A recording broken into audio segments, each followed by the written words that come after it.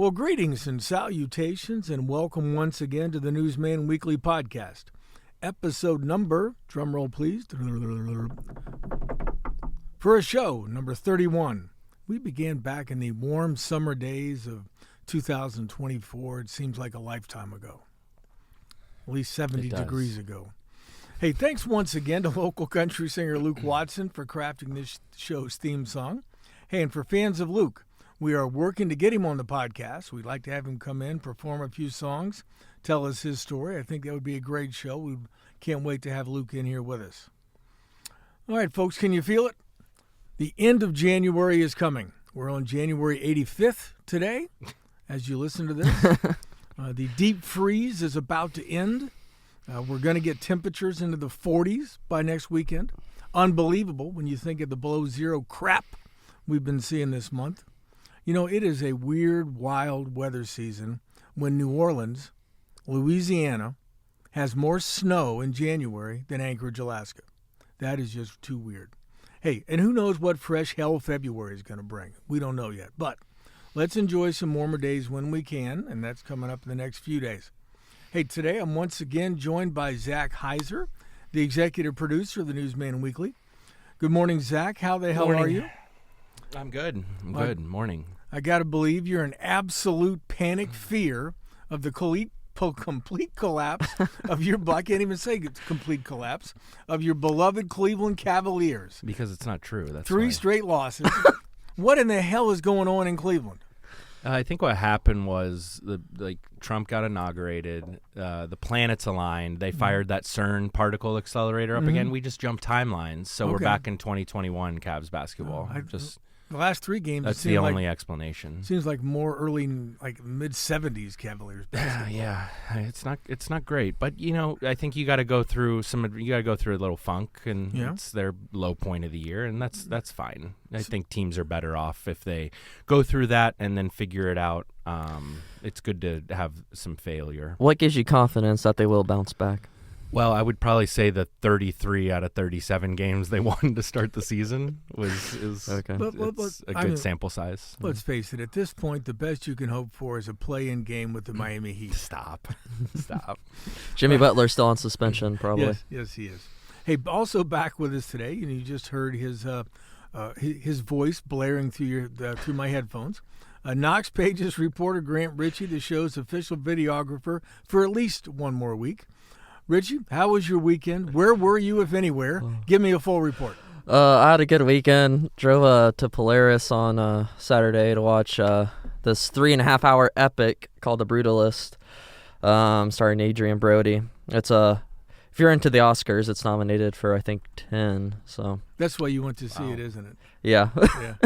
I like the Oscars. Yeah, the Oscar list came out. He goes, that sounds cool. Let's go watch it. Wow, 3 hours and 35 minutes. Yeah.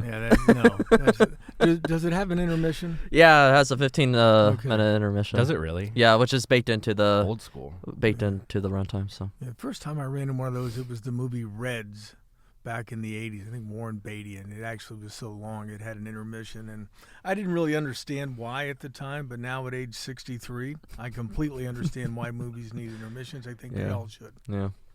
Hey, since the last time we talked, guys, Ohio State's football team won the national championship.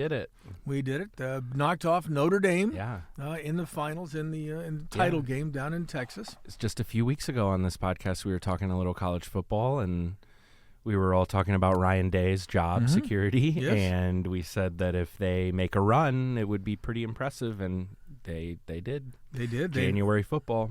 They knocked off Tennessee. They beat Oregon. They beat Texas, and then they beat Notre Dame. So I would think Ryan Day not only keeps his job with a record of 70-10, but I suspect he's going to get an extension.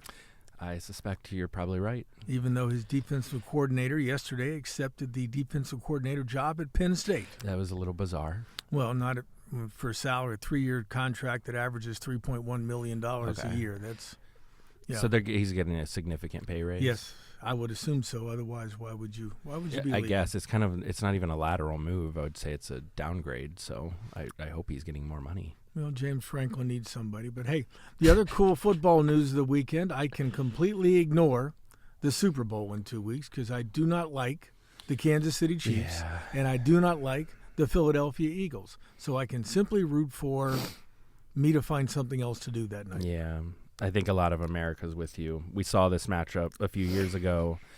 People are tired of the Chiefs, but, that Mahomes guy's pretty good. Well, he is, but again, I watched them against Buffalo last night, and it seems like for whatever reason, and I'm not claiming conspiracies, every stinking officiating call goes his way. They get every inch. Every inch. And I'd love to see, what, football, at least at the NFL level, has to change. That fourth down that the Buffalo Bills ran when they were trying to keep the ball and go down and take the lead again. The tush push? No, not the well, it's not really a tush push, but anyway, the quarterback. Who's the quarterback for Buffalo? Josh Allen. Yes, Josh Allen takes the ball, goes to his left. He needs a half a yard. And if you watch the two officials, the side judges, as they run in because they're the ones marking the ball, go back and look at the replay. One of them is a half yard farther out than the other one. How do they decide that? Football has got to find a way, at least at the pro level, to put some sort of computer chip. Agreed. So we know where the hell the ball Tennis is. does it. Yeah. Tennis does it. They don't miss calls in tennis. Right. When the ball's coming at 170 miles an hour and it grazes the line, they have a chip in the ball and they can go to the computers and see exactly where it hit. And until the NFL does that, they're pretty much the minor. Especially when you got all these cameras and you're telling me you can't find the right angle to say definitively this is where the ball's been spotted? Richie, I ask you to find the right angle at this time every week. so bear with me. I got the exposure right now. Yeah. So bear with me with your camera jokes, all right? Hey, folks, we have a great show planned today. In just a few minutes, we're going to be joined by a great friend of the show. Ashland University history professor John Moser will be here. Not to talk really so much about the study of history, but we're going to talk about his recent trips to Los Angeles to appear on the History Channel's show Histories Greatest Mysteries. Topics like Pablo Escobar, Amelia Earhart, John Dillinger, and Nikola Tesla. Nice. Yep, we'll talk about that. And Ashland source reporter Mariah Thomas will join us for that conversation as well. After that, we'll have a chat with Richland source education reporter Katie Ellington-Sorrell. Katie did some important reporting last week about financial issues with the Mansfield City Schools, and she'll come in to highlight some of those issues with us today. And we will get to those conversations, gentlemen, in just a few minutes, but first let's talk about some of the other news of the week. Hey, guess what? West Park Shopping Center was back in the news. Mansfield Law Director Raleigh Harper told City Council last week that his office is working with the city's Permitting and Development Office on the latest new demolition order for the West Park Shopping Center on Park Avenue West. He said that new order should be filed in the next 60 days and will include the parking lot and the, quote, correct commercial language. So if you are wondering what's going on with the West Park Shopping Center, we're about to restart the clock. All right. Maybe something will happen this time. This whole thing, it starts the clock, and depending upon how Namdar Properties, the company out of New Jersey, New York that owns it, how they react, we'll see. But this is a company that owns this stuff nationwide, and they've got a lot of experience in fending off community efforts to tear down their crap. So we'll see how that goes. A 28-year-old Shelby man was charged federally for alleged cyberstalking at least 3 different victims over a 3-year period, according to court records. Logan Stanford, age 28, was indicted by a federal grand jury in Cleveland on Thursday on charges of online cyberstalking and making interstate threatening communications, according to U.S. District Court records for the Northern District of Ohio. I'd like to thank very much the Pacer account that allows us to keep track of federal courts. We were able to look that up last week. Stanford, who was indicted on Thursday, was arrested on a 6-count indictment on Friday, according to court records. So that case will play out now in the federal courts. Speaking of courts, a Mansfield resident has been arrested after allegedly making Facebook posts about bringing a gun into a Clear Fork Schools building. Tamara D. Sylvester Neighbors, 29, of Mansfield, was booked in the Richland County Jail on Friday. She'll be arraigned on a felony charge of inducing panic, according to the Richland County Sheriff's Office. She was arrested at her residence Friday just after 6 a.m. Steve Sheldon said, the sheriff said, our office worked closely with the administration of Clear Fork Schools, along with Belleville and Butler Police Departments, to ensure the safety of the students and staff of the Clear Fork Schools pending the arrest of the offender. So she also will have her day in court, but it will be in Richland County Common Pleas Court. And hopefully we'll learn more about why she felt like she needed to do such threatening things. A raging fire Wednesday destroyed a recently renovated downtown building in Shelby that the owners planned to use as an event center. Firefighters responded to a working structure fire in downtown Shelby at 54 East Main Street at about 2:38 p.m. It got the notice of a lot of people in Shelby because there was a ton of smoke. And it was also one of those days where firefighters had to battle zero temperatures at the same time they're trying to fight a fire. And my experience over the years talking to firefighters who have to do that in the cold, it just makes it absolutely miserable. Is it hard to get the water? Like, is it because are there frozen hoses or anything? Hoses can freeze. The water that you're spraying can freeze instead of running down the street and into this stormwater system. It just everything's cold. Controls get cold. It's just a miserable experience. But Adam and Julie Thornton, the owners of the East Main Street building, which they were calling the Shelby Hub, they purchased that property and remodeled it with the hopes of offering a central gathering place for the community. They just finished renovations last week, and Adam told our Hayden Gray that he really hopes to be able to rebuild it once they finish tearing the building down, and he has a clean slate to work with. Now, Hayden went down there on Wednesday and covered it. I was working from home that day. I was hibernating because it was like 3 degrees. Yeah. I was in the office. My kids were off school. Yeah. Well, good for you. Yeah, good for you. Yeah. Richie, where were you? Were you in your house all covered up? Yes, because I was out all Monday covering Martin Luther King Jr. events. All right. Well, I'll give you some excuse. All right, thank you.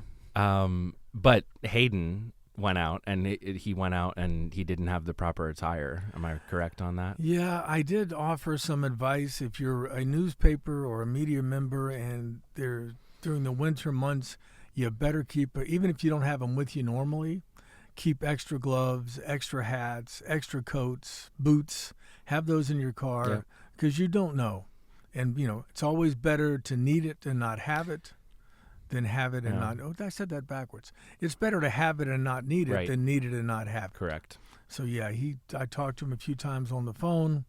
I encouraged him to go inside for 30 or 40 seconds and rub his hands briskly together and then get back out there, kid. And that's good advice for everybody in the winter in these temperatures too. Keep a scarf and extra pair of gloves in the car. There's nothing worse than having to touch frozen car parts when it's that cold. If you do have to, look at a tire or open the hood or anything. Could be bad. All right. Hey, you know what? That's enough for now. We got a lot of show coming up, so let's take a quick break. And when we come back, we'll be joined by Ashland University Professor John Moser and Ashland Source reporter Mariah Thomas. Well, welcome back to the Newsman Weekly. Joining us now is a great friend of the show, John Moser, an Ashland University history professor, author, historical game creator, local actor, and now television star on the History Channel. Welcome back to the show, John. Thank you, Carl. I am always happy to be here. Also with us is Ashland Source reporter Mariah Thomas, whose beats include education, among others. Mariah is also a self-professed student of history, and I'm glad to have her with us today. I'm glad to be here. In fact, Mariah, I'm going to let you get the first question of the day at the Newsman and now apparently Newswoman weekly podcast, so go ahead. Well, I'm honored. John, I wanted to know, what made you want to study and become a professor of history? Was there like a particular topic or time frame that really captured your interest? Yeah, what a great question. I don't remember a time when I wasn't interested in history, but when I was in, middle school, I was reading everything I could get my hands on about World War II. And it never occurred to me that I could be a history professor. Like, that just never entered into my consciousness. And I got to college, and I was a major in telecommunications at Ohio University. Go Bobcats! Our alma mater. Yes, indeed. They have a great communications program there. I was going to do radio or television, and but right off the bat, my very first semester, I took I guess a quarter back then. Yes. Very first quarter, I took a history course, and loved it, as I knew I would. I noticed that I was looking at the list of history offerings more than I really cared about the radio and TV offerings. So, and I decided I liked my history classes better. I didn't actually switch. I ended up with a degree in communications as well, but I just haven't done anything with it. So I went on to get a master's and a PhD in history. And I'll tell you why. What clinched it for me. It wasn't just that I liked the subject, but I had a professor. I'm going to blank on his name now, but he was obviously very influential on me. But he was obviously having so much fun doing what he was doing, and he had us do all kinds of activities. He didn't simply lecture. Sometimes he would come in character, playing a role of historical person. Oh, that's amazing. This guy is having the time of his life. And I remember him saying at the end of one of his classes, "Can you believe they pay me to do this?" And I said, that's the job I want. That's the life I want. Now, John, you're well known for your books and history role-playing games that you've created. It sounds like, based upon that professor you had, that dressing in theater costume, or for that period, is something that stuck with you. You're also known for great work around here on local stages, but how did you get hooked up with the History Channel on this new project, and what sorts of topics do you talk about on the show? For a while I thought, I don't watch a lot of documentaries, to be honest. I don't really watch the History Channel, I admit. I hadn't Attention, even, Lawrence Fishburne, turn this off. I hadn't even heard of History's Greatest Mysteries. But, once in a while I would see one of these documentaries, and I'd say, why can't I do that? I think they're bringing historians on and asking them questions, and I said, I think I would be good at that. Okay. And I even think I posted something on Facebook to that effect. And then out of the blue, it was probably about this time of year, a year ago, that out of the blue I got an email from a producer for this company. Right, the History Channel doesn't actually make the content. Okay. They contract with production companies that make them. So 6 West was the name of the production company, and they said, "Well, we know that you're an expert in the Great Depression." By the way, I never found out how they knew I'm an expert in the Great Depression. Because the person who originally reached out to me is no longer there, so I don't know how they found me. They said, "Does your expertise on the Great Depression extend to John Dillinger?" A bank robber during the Great Depression. Yeah. And of course I knew he was a bank robber during the Great Depression, but if I had to swear in a Bible to being an expert on John Dillinger, I don't think I could do it. Or I would be committing perjury. But sure, right? I am a quick study. I can learn what I need to learn in order to do it. So they explain that we are the producers of History's Greatest Mysteries, which is in its 5th season, and would you be willing to come out here and do an episode? Well, heck yeah! Bring me out to L.A. Pay me a little money. Take care of my expenses. Well, be on TV. I mean, what? There is literally nothing not to love in that, as far as I'm concerned. Right? You can finally put your degree to work. There's that, right? And of course, I'm a ham, so. Yeah, there are probably people who would hear, "Oh, I have to be on television," but no, I want to be on television. This is great. He was trained for this. Yeah. So, but they wanted me to do a screen test first. So via Zoom, I was just in my den, and we went back and forth, and I answered some questions, and the producer said, "Yeah, we like you. All right, we're gonna bring you out." And my first trip was in early March. to do John Dillinger. I just flew out one day, recorded the next, flew back the third day. And they really seemed to like me. I thought it went really well. And they said, yeah, we want to have you back.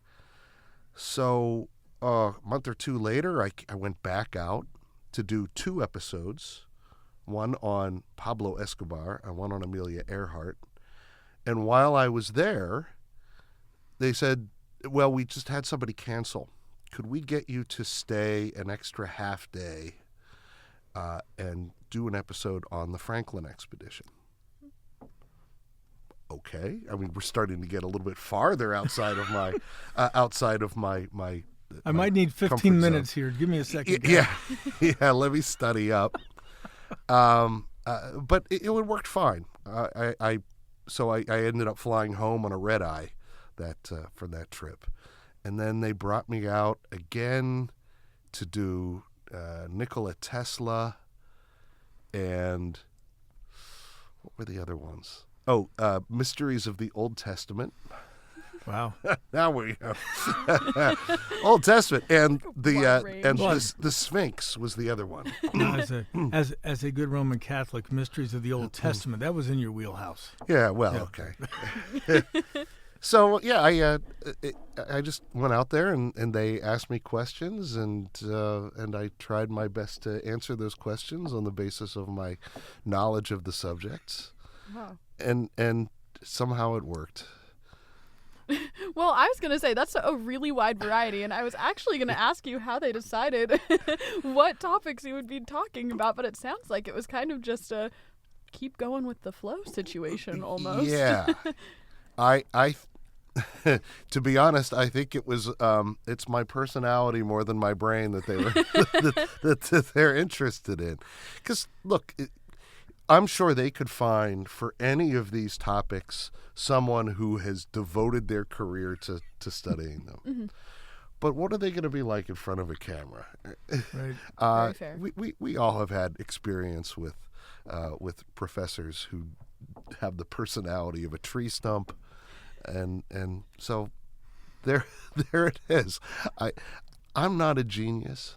I am not a huge expert on the topics I do of these programs, but I've got a personality. There you go. And you know more than the guy you're talking to. So yeah, right. So what do they tell you when you're first teaching? Say, you may feel like you're unprepared. That's normal. Always remember, you know more than the students do. Now, you mentioned John Dillinger. I'll be honest, that's one of my favorite characters from history. Dillinger, for those who may not be familiar, he was a bank robber, car thief, killer, and a prison escape artist, no prison can hold me kind of guy, who was reportedly gunned down by FBI agents on July 22nd, 1934, outside the Biograph Theater in Chicago, and a trap that was set up by law enforcement through a local brothel, Madam. But I suspect there's more to that story. There's got to be some mystery. What can you tell us about John Dillinger? Yeah, the mystery is whether that is really him in the grave at Crown Point Cemetery in Indianapolis, which is where the body was buried. There have been a number of theories. He was known to alter his face with plastic surgery. So there was the suggestion that there was actually a double that got gunned down in front of the Biograph Theater, and the real John Dillinger went on to just disappear quietly. I am deeply, deeply skeptical of that theory. I am pretty sure that really is John Dillinger below the dirt in Crown Point Cemetery. For one thing, John Dillinger, I don't know, this is maybe a bad way to put it. He loved his work. The idea that he's just going to step back, and live the rest of his life in quietly enjoying his ill-gotten gains, it seems fanciful to me. He loved the life of a criminal. Women found him absolutely irresistible. By the way, even the people at History's Greatest Mysteries didn't know the story about his male organ. Well, okay. Now I fear we may need to know the story. Yes, Okay, we need to know all the right. story now. So, and I know this is a family program, so Well, I'm going to keep Yeah, it. it's not.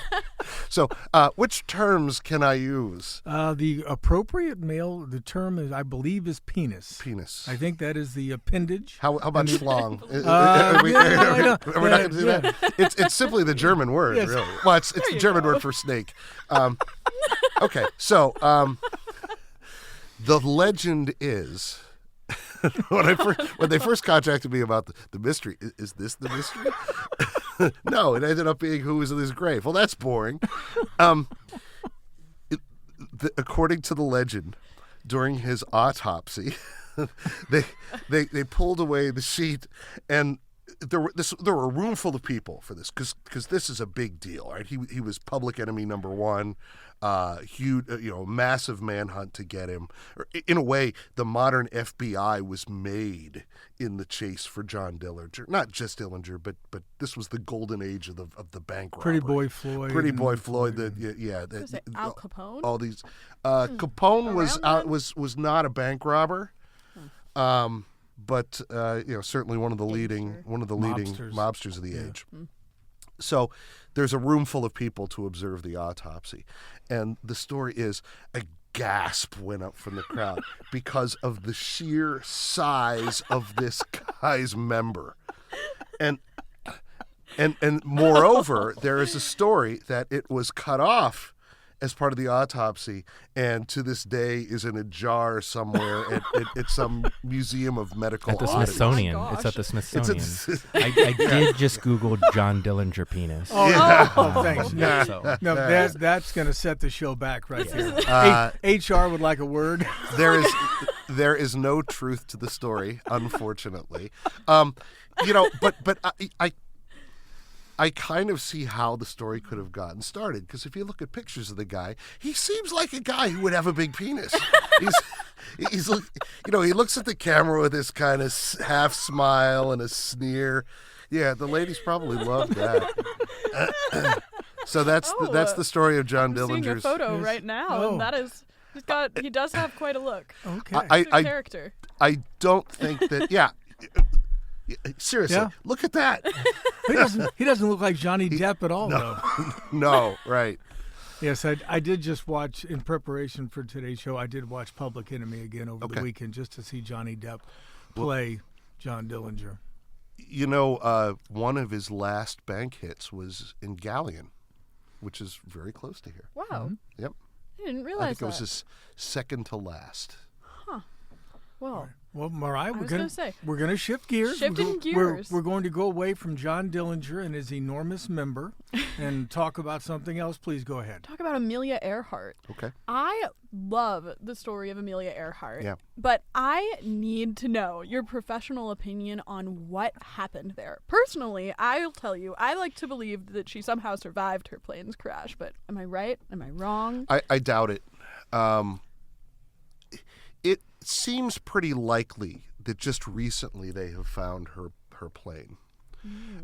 And it's a very, very deep part of the Atlantic. And they've used some, magnetic imaging to try to figure out what it is, but they haven't been able to get anything down that deep to get a camera to get a really close look. Oh, wow. But based on the shape of the image they've brought back, it seems likely, and it was in the region where she was believed to be. What happened? Well, she was operating with very primitive navigation equipment. They were, trying to get radio fixes to try to guide her to where she was going to go. This was going to be the longest stretch of around the world flight, and she did not make it. And I think it was slightly off course. And of course, even slightly off course over a long enough distance is going to get you far away. But she was close enough to the island where she was supposed to land for refueling.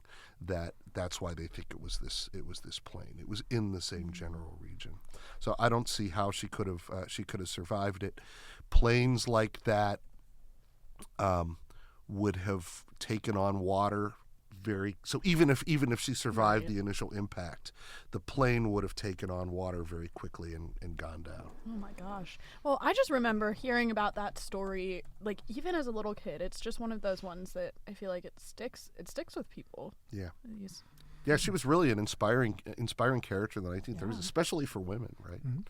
All right, let's talk about, take a moment to talk about Sir John Franklin. Yeah. The ship's captain whose 2-vessel expedition, I believe, was lost in the 1840s. I think they came out of England, trying to find the Northwest Passage to the Orient. I know film director Ridley Scott did a series called The Terror in 2007 that I suspect is very, very, very, very, very loosely based on this voyage. So what's the mystery here, John, about Sir John Franklin? Yeah, so the two ships were the Terror and the Erebus. These were state-of-the-art vessels for the 1840s. So they had sails, but they also operated under steam power. They had steam heating, so you could stay pretty warm below decks. They had a very large water supply. They had a supply of lemon juice, which was necessary to avoid scurvy on long voyages. They had they had enough food to last for 3 years under normal consumption. And if they really could make it last through rationing, there could have been a 5-year supply. This whole voyage wasn't supposed to take more than a year. They were going to get as far as they got as they could. Look, I mean, what happened to the ships? Well, they got frozen into the ice. Sure, it was expected they were going to get frozen into the ice. That's why they had all these supplies. They were going to get as far as they could, find a decent harbor, then allow themselves to be frozen in, and then once the thaw came, they were going to spend a boring winter. But they were going to be well provisioned for it. And then once the spring thaw came, they were going to continue their route, make it around, north of Canada and the United States, and then they were going to come down the west coast of Canada, United States, and make their way to South America. That was the plan. But first of all, the ships didn't show up. Nobody heard anything from them in years past. There were some investigations into what happened. There were some interviews with Indians of that region. I mean, we're talking one of the most desolate places in the world. Canada. No, I mean, the 51st state. Look, there are the habitable parts of Canada, and then there's all that stuff up there where nothing lives. You don't find plants, you don't find animals, or very rarely do. You don't see people. Well, there were some Indians who testified to seeing a group of white people, sailors who were proceeding southward, and they were trying to find some kind of supplies, and later on, various sites were found. One site in particular was found where there were bones, and the bones, they were human bones, but they showed signs of having been chewed. So there's cannibalism going on. Oh, scary. The mystery is this. They knew they were going to get it frozen in. Why would you leave the ships and go inland when that was that was a death sentence? There had to have been something worse that was plaguing them. Now that miniseries has a kind of fanciful approach, but it does also touch on some of the real things. For one thing, they had that lemon juice. Well, lemon juice is going to spoil. But they said, no problem, we're going to boil it.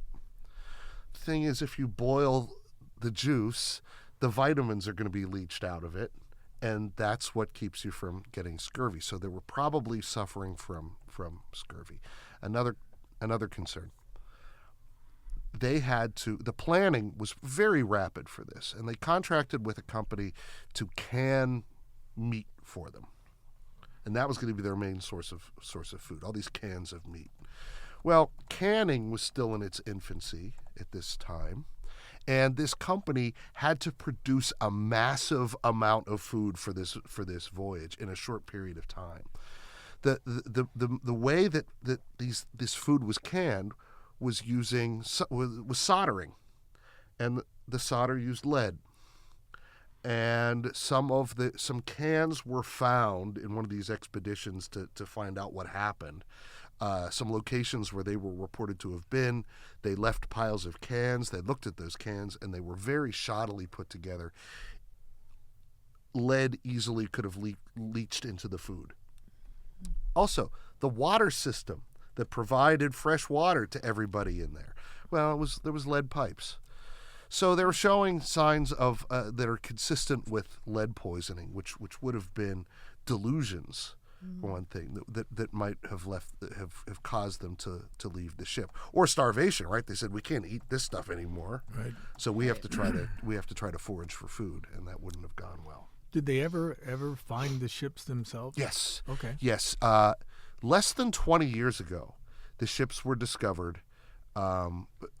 Like almost entirely intact, right? They were frozen into the ice, and they stayed put. Now they've sunk, but they sunk in shallow water because they were harbored for the winter. They haven't found a lot of the stuff that was carried though was completely ruined. So it's not like they're going to find written records or anything like that. And they haven't found any human remains on them. The people left. Wow. So we've been talking about a lot of history's great mysteries. I mean, Amelia Earhart and John Dillinger and all of these different topics. And I think one thing that always strikes me about mysteries is that they tend to generate conspiracy theories. Yeah. You see conspiracy theories popping up all the way across history, and they span the gamut from true ones to false ones to somewhere in the middle. I'm curious to hear from you what role conspiracies play in history, and how much stock should we put in historical conspiracies? Yeah, so conspiracy theories go way back into American history. But everybody loves conspiracy theories. Oh, absolutely. And I think what's appealing about conspiracy theories is they make the people who spread them feel smart. Right? It's like, I'm red-pilled. Right. The common herd may believe the official explanation, the official narrative, but those of us who are in the know understand the real story. It's not to say conspiracies never happen. Mm-hmm. The thing is, you think about the number of people that would have to keep something quiet. And I guess that's possible, right? It's amazing, the Manhattan Project. Mm-hmm. Thousands of people worked on that in World War II, right. And nothing ever came out about it. Okay, until 1945. But the idea that you could keep a major secret, because people are notoriously loose-lipped. You give me any conspiracy theory that you want, and I'm probably going to say, let's see, how many people would have been in on this, and not a single one talked about it. Yeah, that's like never got out. When it comes like the Kennedy assassination, I'm thinking, somebody in the last 70 years would have said something. Yeah. So like when the president says he's gonna finally release all of the documents, that tells me there's nothing there. Right. But of course that leads you to ask, why have they not released it before? There are things in there that probably make powerful people look bad. Mm. I feel like there'll be some stuff in there, and then it'll be just a bunch of black ink. Right? Because it's still just because you release them, it's still a bunch of stuff that's just crossed out and redacted or whatever. Yeah, absolutely. It could reflect very badly on law enforcement, on Secret Service. So it's probably to protect people's reputation. Mm. That doesn't mean that there's great. I mean, I guess that's a sort of conspiracy, Right. So, but it's not the who really there was another shooter and it all goes back to the mob or the Russians or LBJ or something like that. Right. I mean, so conspiracy theories, at least in part, help keep history being discussed. Yeah, At some level, sure. even if it's convoluted. Yep. Now, one of the mysteries you tackle involved Nikola Tesla, an engineer, inventor, and futurist. I think he immigrated to the United States in 1884. I think he's from Austria. Became one of the leading experts in electrical engineering. So what is the mystery behind Nikola Tesla, and what do you think he would say about Elon Musk using his name on his electric car brand? Yeah.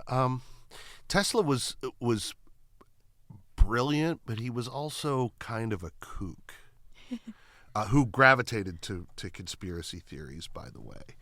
And he very much believed that he was being persecuted. He was downright delusional in the last decades of his life. He had a well-known feud with Edison. I mean, Edison barely knew who he was. So, but this is played up. But it was, Tesla believed that people were out to get him, so he was super paranoid. The mystery involves what happened to. Allegedly, there were 60 crates of papers. I'm trying to remember my numbers now. Maybe there were 80, but they only found 60 or something like that. A significant chunk of the crates that he was believed to have in his possession at all times, right? He kept in his apartment or in storage somewhere. They were not there. And eventually all of his stuff was sent off to Yugoslavia, where a museum, because he was actually from Croatia. Okay. Which would have been part of Austria-Hungary and before World War I. So you're right, he was immigrant from Austria. So they sent these cases over, but there weren't as many cases as expected. Well, there were supposed to be more of them. The guy talked for years about different inventions he had. A death ray was one of them. And there were theories that he had made prototypes of these things and had blueprints of these things, and the U.S. government or somebody made sure those things were put into storage and put into hiding somewhere. Wow. Yeah. So what would he think about Elon Musk using his name on a car, and how is that even proper? I haven't, 50 years from now there'll be no vehicle known as the Hunnell. So, you never know. What? If I become an electrical engineer and make some kind of a vehicle, I'll name it after you. Like I said, there won't be. No, I suspect Tesla would not have had a problem with that. It's kind of it has kept him from being forgotten. He everybody knows who Thomas Edison is. From Milan, Ohio, Thomas Edison. Of course, right. Where all those speed traps are. Yeah, well, you're trying to get to the ferry. You don't want to mess around too much in Milan. Yeah, right. We wouldn't want to go that way. You don't want to go through the town. Nice town though. I've been to a bar there once. right on the square. It was kind of nice. But I don't think Tesla would have a problem with having the car named for him. It's kind of a nice tribute. The guy was a stone cold genius. Yeah. Speaking of Elon Musk, I have to ask this. I know you're kind of an expert in World War II and the decades leading up to it, and in the last week or so, we've seen a lot of online debate about a certain gesture that Mr. Musk made on Inauguration Day, and lots of comparisons floating around online about Nazi Germany, and I'm curious that obviously those comparisons aren't ones to make or to take lightly. I'm kind of curious to hear what you make of those types of comparisons as an expert. Are they ones to take seriously, or should we be more careful about drawing them? having seen that video, there is no doubt in my mind that Musk was doing a Hitler salute. I mean, a lot of people defending him showed pictures of like Kamala Harris with the arm out. It's not just your arm out like this, right? Not everyone who does that is doing the Hitler salute. By the way, you know that when the Pledge of Allegiance was first used, the idea was people would say the Pledge of Allegiance while going like this. Wow. That was the Roman, that. but that was the Roman salute. Right. And then the Nazis, Mussolini's fascists adopted it, and Hitler got it from Mussolini, and then. You know, in the 1930s, school children were no longer asked to do this because it had had certain implications. Right. But Musk, Musk was doing it. And do I think Musk is a Nazi? No. What I think is that Musk is deeply immature. He's super smart. But I think he's immature. I think a lot of young men, or even boys, kind of find Nazism fascinating. I know I did and still do. It's I'm more horrified by it. But when I was young, I said, but there's something kind of cool about this. I get why young men in Germany flock to that sort of thing. Just think of all the stage management and the torchlight parades and the big rallies and all that stuff. There's something cool about it. And you're a member of something. Yeah, I mean, that's when Hitler rose to power, the country was in ruins. Sure. And now here comes. Yeah, he's the guy who's going to take care of business. He hates the people that we hate. So I think that Musk is acting like a teenage boy here. And he had an opportunity in front of a camera, and he said, you know what, nothing's going to happen. I could give this salute here, and nothing's going to happen to me as a result of this, because my guy just got elected president. But it's deeply disturbing, and he's been playing footsie with the AfD in Germany, which is not the same thing as the Nazi Party, but there is some real overlap there. The AfD is attracting a lot of people who are Nazi sympathizers, even if the party is not a Nazi party. So the fact that Musk is so interested in the AfD just adds to this idea that he's a little boy who's fascinated in this sort of thing, and he loves being talked about. He loves being on camera, and so that's my take on that. Gotcha. Yeah. Well, take us now behind the scenes, John. When you went to L.A. those times, what were the tapings like? Were you in a studio, in an office? Are there more planned in the future? I mean, tell us a little bit about what life was like while you were doing this. Yeah, it's super cool. We went to a nice hotel in Marina del Rey, and the studio is in Culver City, so not quite Hollywood, but not terribly far from it. And it was this nondescript building from the outside that houses a TV studio. Like a local TV channel, and I think 6 West leases the space from them. So we were in their studio. There's wardrobe. They had me bring some outfits, but they had a whole rack of things to try. There's things you don't think about when you're getting dressed, like who else is going to be on that episode and what are they wearing, and they want different colors on each person. Wow. And then there are certain colors and patterns. Generally you want to avoid patterns because they'll go weird go wonky on camera and produce strange visual effects. So they gave me some very strict guidelines on the sort of outfits I should bring. And then they had me try on different things, and then they brought some stuff over, and they put together some combinations that I loved. They for one show they said, no, we don't like the stuff that you brought. Put on this shirt. It was a pink shirt and a gray blazer. And I thought that combination was fantastic. So I got home and I bought a pink shirt and a gray blazer. But they take that kind of thing very seriously. They would have me put on different outfits. They would take a picture of me and text it to somebody. I'm not even sure they were in L.A. They may have been in the company's headquarters on the East Coast. But they sent pictures and they said yes or no to this and all kinds of tweaking involved in that. Hair and makeup.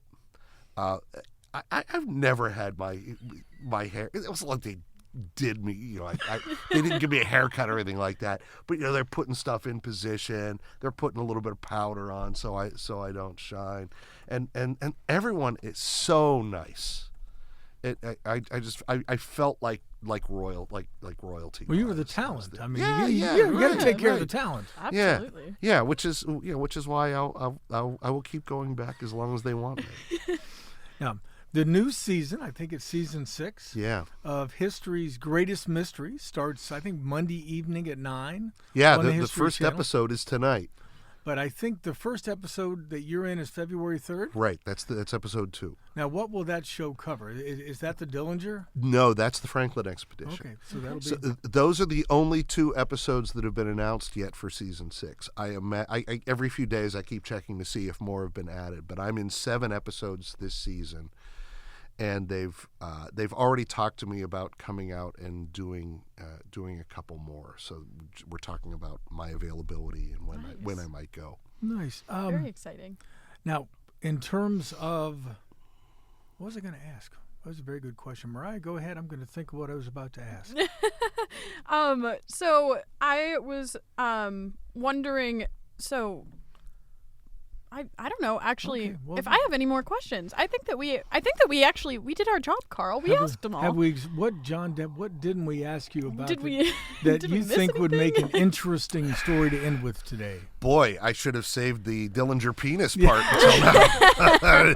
Go out on a high note. Special content. Yeah, there's really, and the fact is, I don't even know if any of that is going to be mentioned in the show. Like I said, they weren't planning on talking about it. I said, hey, I'm out there. Hey, do you know about his swan? I was not expecting that to be the conversation at 9:30 in the morning, but I'm so glad it was. What a way to start the day. I can see when I write the little story that goes with this. We might have to dance around the penis line. We should definitely lead with that. Well, a lot of clips. John, can I go this week on the news, man? It's John Dillinger's penis. No. John, you may have to take me with you when you go back because I might be out of a job. So. All right, folks, we're going to have to end this chat here. John, thanks very much again for being with us today. We're always glad to see you here. Yeah. And best of luck with your new project on the History Channel, and we look forward to everybody tuning in and seeing that. But let's take a quick break, and when we come back, Richland Source education reporter Katie Ellington-Sorrow will be with us to talk about her recent reporting on Mansfield City School finances, and there'll be no mention of John Dillinger or his prodigious member. But maybe somebody else's penis will come up. There's no guarantee. You very well could. Hey, stay with us, folks. And welcome back to the Newsman Weekly. Joining us now is Richland Source reporter Katie Ellington-Sorrow, who did a deep dive last week into the finances of the Mansfield City School District. I think 3 or 4 or 5 or 10 different stories. We're not exactly sure. But, Katie, what are the biggest takeaways from what you found and reported on last week about Mansfield City Schools and their current financial situation? Yeah, so the Ohio Department of Education and Workforce has asked Mansfield City Schools to submit a deficit reduction plan for the second time in 7 months. They submitted one back in July after a 5-year forecast projected that they were operating in a deficit, and it outlined how they would cut costs. That plan was approved by the board and by the state. But board president Chris Ellswick told me it wasn't fully implemented, and that's why the district is required to submit a second one. A couple months later, they had their November 5-year forecast, and that projected a operating deficit of $3.9 million this year. And it projected that before the end of next school year, so the 25-26 school year, the district would run out of operating funds. And so that's when the state comes in and they say, "Hey, what's your plan? You need a plan to address this." When you talked with Chris Ellswick or anybody else with the board or with the school district, when they said it wasn't fully implemented, why was that? Are they saying why? Because it seems to me if you tell the state of Ohio we're going to do X, Y, and Z to cut costs, and you do X and you do part of Y and you don't do Z at all, that's problematic. Yeah, I didn't really get a direct answer on that. No one was able to provide me with specifics. All right, so they're going to vote on a new plan? Yes. So the plan on the plan. Everybody must have a plan. Yes. The plan is to vote on the plan at the February 18th meeting. I do know that it's, like I said, it's due by February 28th. And so they haven't said this, but just having reported on this beat for a while, I think that if it takes a little more time, it's possible they'll schedule a special meeting between the 18th and the 28th. The 18th is their last regularly scheduled meeting before this plan needs to get sent in. All right, so what have they done in the interim? I know you did some of your coverage indicated they've hired some outside folks to help them figure this all out. Right, yeah. So I think the administrative team says they've been, meeting regularly, looking over the finances, trying to look for cuts that, won't negatively impact education. But they have also hired, the board voted last week to hire Redwin Educational Consultants. And that consulting group is going to provide some budget analysis and some recommendations, kind of work with them. Because they have a fairly new treasurer. She started January 1st. And she hadn't been a full-time head treasurer of any other school district, right? Right. She served as an interim treasurer for a couple of school districts, and she served as treasurer, I believe, for a different organization that provides services to school districts. But she's kind of jumping in head first and probably still figuring the district out. So they hired some folks to provide another opinion that the board and that admin can take into consideration. Now, and the vote to hire Redwin Educational Consultants, this was not a unanimous decision, was it? It was not. It was a 3-2 vote. So board president Chris Ellswick, Linda Golden, and Leslie Ward all voted to support it. Gary Fagan and Jennifer Keim voted against it. Why did they oppose it? Did they say, or do you know? Yeah, so Jen Keim had just kind of voiced some questions like, hey, are these people even going to have enough time to look over all of our finances? Like, if this is something we needed to do, why weren't we doing this months ago? And I think her main concern was getting them actually being able to get this info to the board in time for the board to use it. And then Gary Fagan, his concern was kind of just we have a treasurer now, we have a permanent treasurer now. We're trying to save money. Why are we spending money on this contract? They authorized, so it's the service provider will bill them, but they authorized up to $15,000 plus some extra stuff for, I think, mileage and printing, but essentially $15,000, up to $15,000. And so there was a little dissent there, but ultimately they voted on it and it passed 3-2. Well, who is Redwin Educational Consultants? So Redwin Educational Consultants is registered to Janice Wyckoff. She is the former superintendent of Clear Fork Schools, where I went. Go Colts. She's currently a treasurer at Crestline, but school officials at Mansfield City told me the primary person they'll be working with is Dan Friend. And Dan Friend has a long history in Mansfield City schools. He worked in the special education department, and I'm pulling it up because I want to see specifically what he did. But he was a special ed teacher for a long time, and then he was the superintendent there, and then he's gone on to do some different administrative things.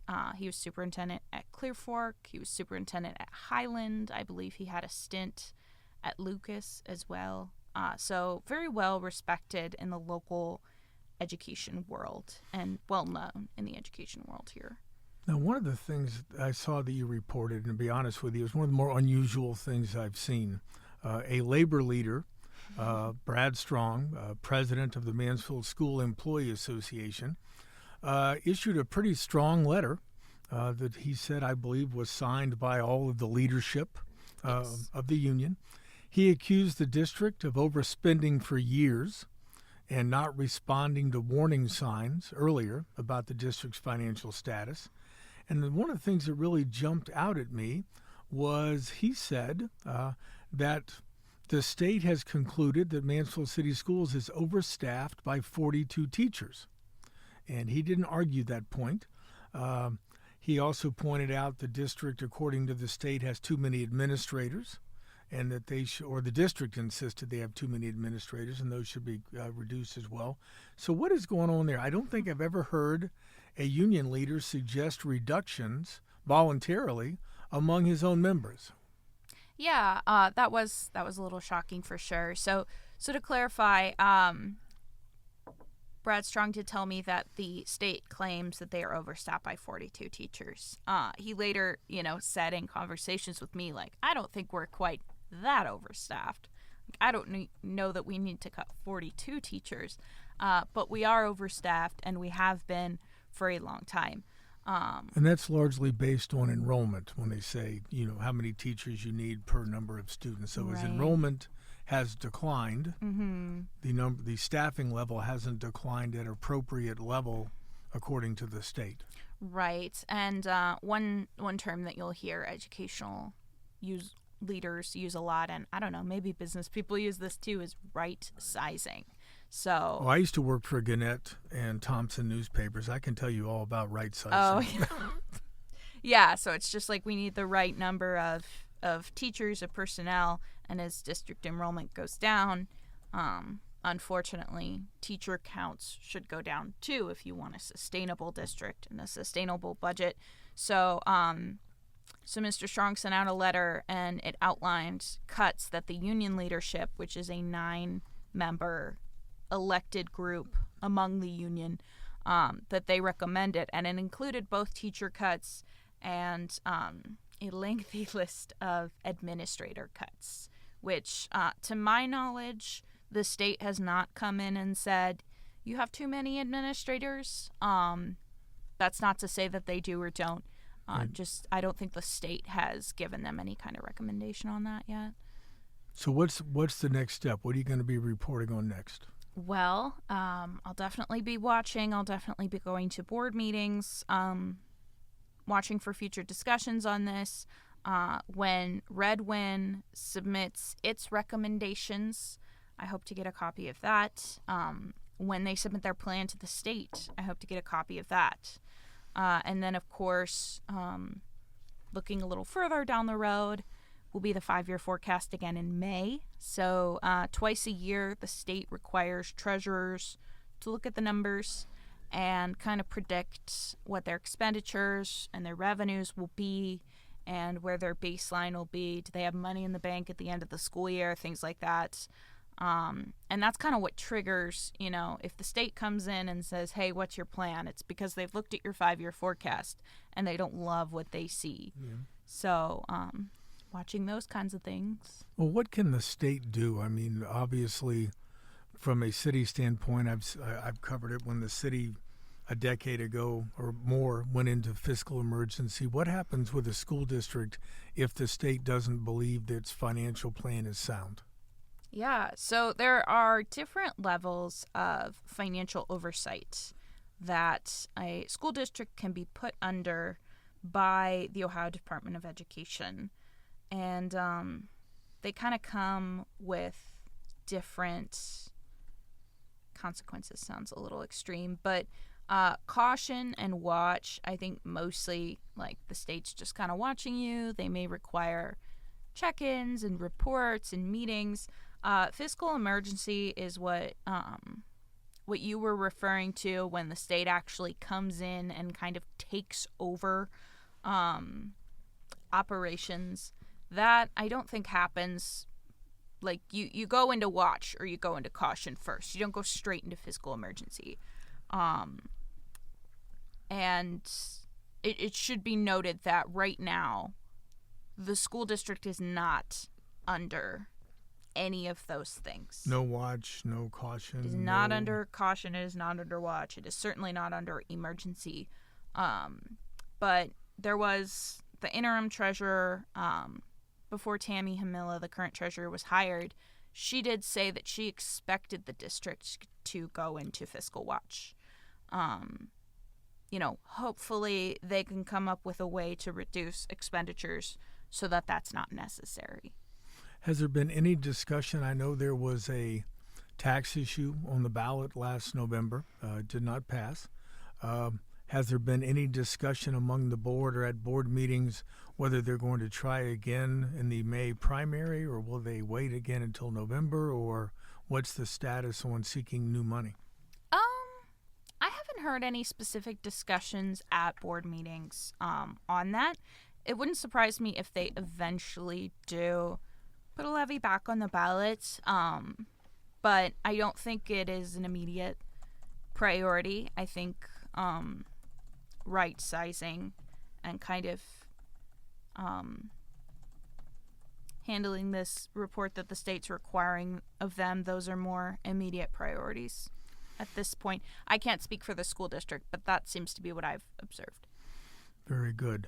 Folks, I highly, highly recommend visiting richlandsource.com, looking up Katie's reporting on Mansfield City Schools and all of the reporting that she does, but especially last week with a series of stories about what's going on with the finances of the Mansfield City School District. And Katie, I'm glad you could take some time to come in with us today to talk about it. Yeah, thanks so much for having me, Carl. All right, we're going to wrap up today's sprawling show on that note. Thanks to our guests, John Moser, Mariah Thomas, and Katie Ellington-Sorrell for being with us today on the Newsman Weekly. I'll be back in a second to put a bow on this week's episode. But until then, remember what Mark Twain said. If you tell the truth, you don't have to remember anything.